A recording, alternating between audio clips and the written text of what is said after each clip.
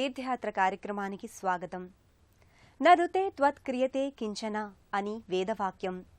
నువ్వు లేకుండా ఏ పనిని చెయ్యరు అని దీని అర్థం. ఇక్కడ నువ్వు అంటే గణాధిపతి. దేవతలందరిలో తొలి పూజలందుకునే మొదటి వేలుపు గణేశుడు. గ అనే అక్షరం జ్ఞానవాచకం. ణ అంటే నిర్వాణం. జ్ఞాన నిర్వాణ శాసకుడు వినాయకుడు.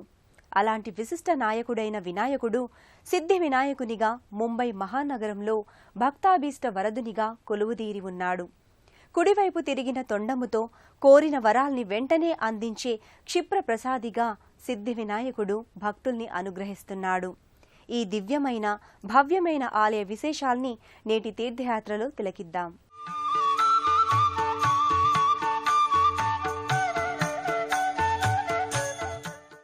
ముంబై మహానగరం మన దేశ ఆర్థిక రాజధానే కాదు, ఆధ్యాత్మిక సన్నిధి కూడా. ఈ నగరంలో నలుచెరగులా ఎన్నో దివ్యాలయాలు, భవ్య మందిరాలు అలరారుతున్నాయి. ఆ పరంపరలో సుప్రసిద్ధమైన ఆలయం సిద్ధివినాయక స్వామి సన్నిధానం. ముంబైలోని ప్రభాదేవి ప్రాంతంలో కాకాసాహెబ్ గాడ్గిల్ మార్గ్, ఎస్కే బోలే మార్గ్, వీర సావర్కర్ మార్గుల కూడలిలో ఈ విశేషమైన దేవాలయం నెలకొని ఉంది. ఈ ఆలయ ప్రాకారం, ఇతర కట్టడాలు పంచ అంతస్తుల భవంతిలో కూడా ఉంటాయి. ఒకప్పుడు సువిశాల ప్రాంగణంలో అలరారిన ఈ దేవాలయం ప్రస్తుతం అనేక వాణిజ్య సముదాయాల మధ్య ఆకట్టుకుంటోంది. అద్భుతమైన శిల్పకళా నగిశీలతో, ఆకట్టుకునే కళా నైపుణ్యంతో ఆలయలోగిలి సర్వాంగ శోభితంగా ఉంటుంది. క్రీస్తు శకం 1801 సంవత్సరంలో లక్ష్మణ్ విఠూ పాటిల్ ఈ ఆలయాన్ని నిర్మింపజేశారు. మాతుంగ ప్రాంతానికి చెందిన శ్రీమతి దేవుభాయ్ పాటిల్ ఆర్థిక సహాయంతో ఈ ఆలయం నిర్మితమైంది. సంతానం లేని ఆమె సంతానరహితులుగా ఎవ్వరూ బాధపడకూడదని భావించారు. సంతానం సిద్ధించాలనే సత్సంకల్పంతో ఈ ఆలయాన్ని నిర్మింపజేశారని ప్రతీతి. క్రీస్తు శకం 1801 సంవత్సరం నుంచి 1952 సంవత్సరం వరకు సిద్ధి వినాయక స్వామి ఆలయంలో ఎలాంటి మార్పు లేదు. 1952 సంవత్సరంలో ఈ ఆలయాన్ని పునర్నిర్మించారు. త్రయవర్తులాకృతులుగా ఈ ఆలయం ఉంటుంది. ప్రవేశ ద్వారాలకు ఆవలనున్న ముఖమండపం, గర్భాలయ ముఖమండపం, గర్భాలయం మండపాలతో ఆలయం సర్వజనాకర్షణంగా ఉంటుంది. గర్భాలయంలో గణపతి సిద్ధి వినాయకునిగా, వరసిద్ధి దాయకునిగా కొలువుదీరి ఉంటాడు. ముంబై సిద్ధి వినాయక స్వామి ఆలయంలోకి అడుగిడిన భక్తులు దివ్యమైన ఆధ్యాత్మికానుభూతికి లోనవుతారు. ఆలయ ప్రధాన ప్రవేశ ద్వారంపై నగిశీలతో కూడిన కొయ్య ఆకృతులు నెలకొని ఉంటాయి. బంగారు వర్ణ, రజతవర్ణ తాపడాలు, ముడిపించే ఆకృతులతో చూపు మరల్చుకోలేనంత శిల్పకళా సౌందర్యంతో ఆలయలోగిలి ఆకట్టుకుంటుంది. గర్భాలయానికి 4 ద్వారాలుంటాయి. స్త్రీ పురుషులు వేర్వేరు వరుస మార్గాల ద్వారా గర్భాలయంలోకి ప్రవేశిస్తారు. గర్భాలయంలో భారీ సింహాసనంపై వర్ణరంజితమైన కళానైపుణ్యం నేపథ్యంగా అలరారే సమున్నత ఆసనంపై సిద్ధివినాయక స్వామి భక్తాభీష్ట వరదుడై కొలువుదీరి ఉన్నాడు.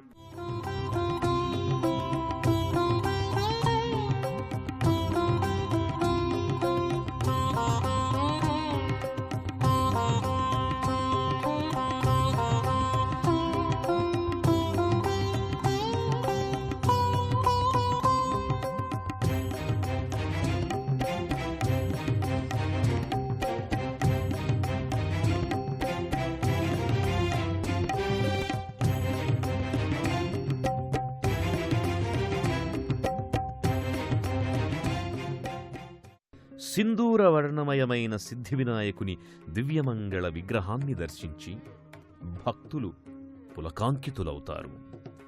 గణపతి బప్పా మోరియా అనే జయ జయ ధ్వానాలు మిన్నంటుతుండగా భక్తులు సిద్ధివినాయకుణ్ణి దర్శించుకుని తరిస్తారు. గణపతి స్వరూపాలలో కుడివైపు తిరిగి ఉన్న తొండం ఉన్న వినాయకుని రూపం ఎంతో విశిష్టమైనదిగా చెబుతారు. లక్ష్మీ గణపతి స్వరూపంగా, క్షిప్రప్రసాద గణపతి స్వరూపంగా భక్తులు ఈ గణపతిని ఆరాధించుకుంటారు. సిద్ధిటెక్ క్షేత్రంలోని గణేశ రూపానికి తమిళనాడులోని కర్వగ వినాయకునికి కూడా కుడివైపు తొండం తిరిగి ఉంటుంది. తమిళనాడులో ఈ తరహా వినాయక స్వరూపాన్ని వలంపూరి పిళ్ళయార్గా వ్యవహరిస్తారు. ఈ సిద్ధి వినాయకుని ఏకశిలా ప్రతిమలో కుడి ఎడమలలో సిద్ధి బుద్ధి స్వరూపాలుంటాయి. ముంబై సిద్ధి వినాయక స్వామి ఆలయం విలక్షణ శిల్పకళా నైపుణ్యానికి మచ్చుతునక. గర్భాలయంలో ఎటు చూసినా శిల్పకళా నైపుణ్యం పరిఢవిల్లుతుంది. గర్భాలయ పైకప్పులు భారీ గుమ్మటంగా ఉంటాయి. ఆలయ కూడ్యాలపై, తలుపులపై విలక్షణ వర్ణరంజిత ఆకృతులుంటాయి. ఓ మనోహర ఆధ్యాత్మిక ప్రపంచం భక్తుల్ని తన్మయుల్ని చేస్తుంది. సింధూరవర్ణమైన గణపతిని తరుణ గణపతిగా వ్యవహరిస్తారు. తరుణ గణపతి ఆరాధనం సకల శుభదాయకం. సత్వరం గణేశానుగ్రహాన్ని పొందాలంటే తరుణ గణపతి ఆరాధనమే తరుణోపాయమని చెబుతారు. అలాంటి భక్త సులభుడైన సిద్ధి వినాయకుని ఈ దివ్య సన్నిధి భక్తుల పాలిట స్వర్ణధామం. జయ గణనాథ సిద్ధి వినాయక బుద్ధి ప్రదాయక శ్రీ గణనాథ జయ గణనాథ సిద్ధి వినాయక బుద్ధి ప్రదాయక. గర్భాలయం అష్టకోణాలుగా విభజితమై ఉంటుంది.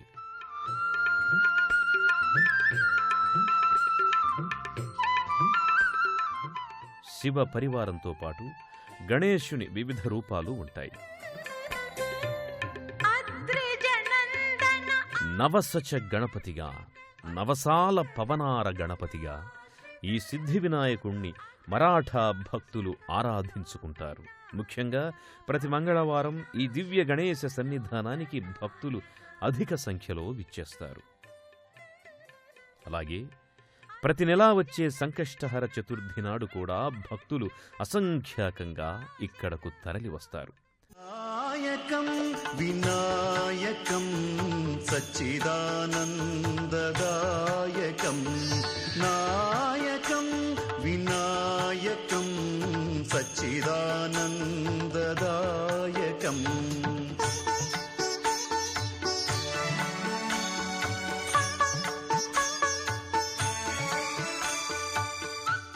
కార్యారంభే గణేశశ్చ పూజనీయం ప్రయత్నతః అన్నారు. సమస్త శుభకార్యాలకు ప్రారంభంలో గణేశ పూజ చెయ్యడం ఓ సంప్రదాయం, ఆధ్యాత్మిక పరంపరలో భాగం. సిద్ధి వినాయక దర్శనం, పూజ వల్ల సకల కార్యసిద్ధి ఏర్పడుతుంది.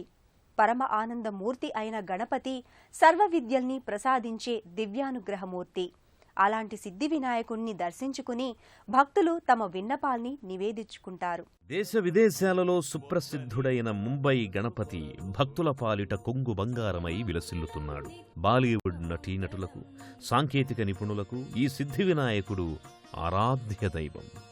ఏకదేవం సర్వభూతేషు అన్నట్టుగా సకల జీవకోటి పరంపరను సత్వరం అనుగ్రహించే దైవం సిద్ధి గణపతి. గణపతి ఆలయం ముందు ముఖమంటపంలో పంచతాలకు, పంచప్రాణాలకు ప్రతీకలుగా పంచమూషిక రజత ప్రతిమలుంటాయి. మోదకాన్ని తింటోన్న భంగిమలో ఉండే ఈ మూషికాలు ఎంతో మహిమాన్వితమైనవని భక్తుల విశ్వాసం. ఈ మూషికాల చెవుల్లో భక్తులు తమ మనోభీష్టాల్ని వివరిస్తారు. స్వామి వాహనమైన అనింద్యుడు అనే ఈ మూషికం భక్తుల కోరికల్ని శ్రద్ధగా విని గణపతికి వివరిస్తాయని ప్రతీతి.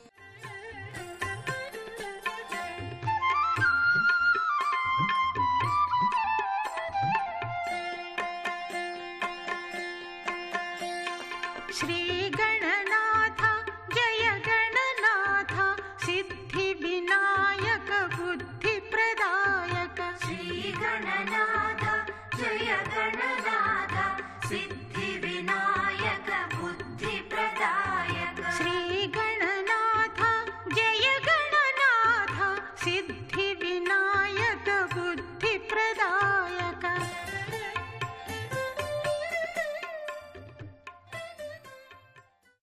గణపతి ఆలయం ముంగిట దాదాపు 4 మీటర్ల ఎత్తులో ఉండే దీపమాలిక స్తంభం ఒకటి కానవస్తుంది.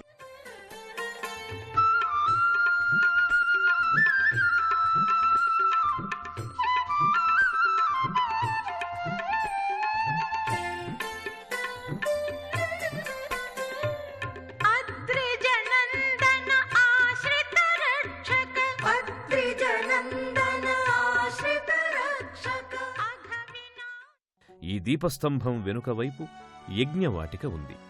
ఇక్కడ ప్రతినిత్యం గణపతి హోమాలను నిర్వహిస్తారు. ఈ యాగశాలలో కూడా ప్రత్యేకంగా గణపతి మందిరం ఉంది. యాగవాటిక వెనుక వైపు భక్తుల కోసం నిర్దేశించిన వరుస మార్గాలుంటాయి. ఇక్కడే ఓ పురాతన వటవృక్షం కూడా ఉంది. ఈ వృక్షం కింద భక్తులు దీపారాధన చేస్తారు. ఈ పురాతన వటవృక్షం కిందే సిద్ధివినాయక స్వామి స్వయంభువుగా ఆవిష్కారమయ్యాడని ప్రతీతి.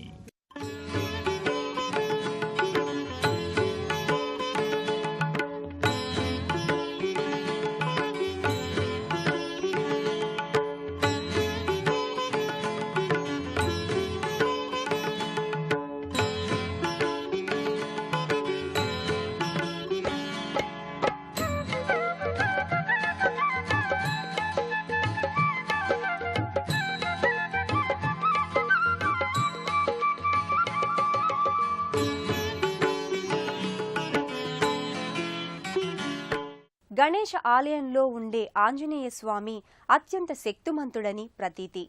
గణేశుడు రుద్రుని కుమారుడు కాగా హనుమంతుడు రుద్రాంశ సంభూతుడు. ఇరువురు శివతేజం వల్ల ఆవిర్భవించిన నరజంతు స్వరూపాలు. ముంబై సిద్ధి గణపతి ఆలయంలో కూడా ప్రసన్నాంజనేయ మందిరం నెలకొని ఉంటుంది. 1952వ సంవత్సరంలో ఎల్ఫిన్స్టన్ ప్రాంతంలో సయానీ మార్గం నిర్మిస్తోన్న ముంబై మహానగర పాలికా సంస్థ కార్మికులు జరిపిన తవ్వకాలలో ఆంజనేయ స్వామి విగ్రహం బయల్పడింది. అప్పటి సిద్ధివినాయక మందిరం ప్రధానార్చకులు గోవింద పాఠక్ సంకల్పంతో ఆ విగ్రహాన్ని ఈ మందిరంలో ప్రతిష్ఠించారు. ప్రధాన ఆలయంలో తూర్పు వైపున ప్రవేశ మార్గానికి ఎదురుగా ఉత్తరాభిముఖంగా ఆంజనేయ స్వామి మందిరం ఉంది. ఆంజనేయ స్వామి మందిరంలో ఆంజనేయమూర్తి 4 అడుగుల ఎత్తులో గదాధారిగా సింధూరవర్ణ శోభితంగా భాసిల్లుతాడు. మంగళ శనివారాల్లో ఈ మంగళమూర్తి మారుతిని భక్తులు అధిక సంఖ్యలో దర్శించుకుంటారు.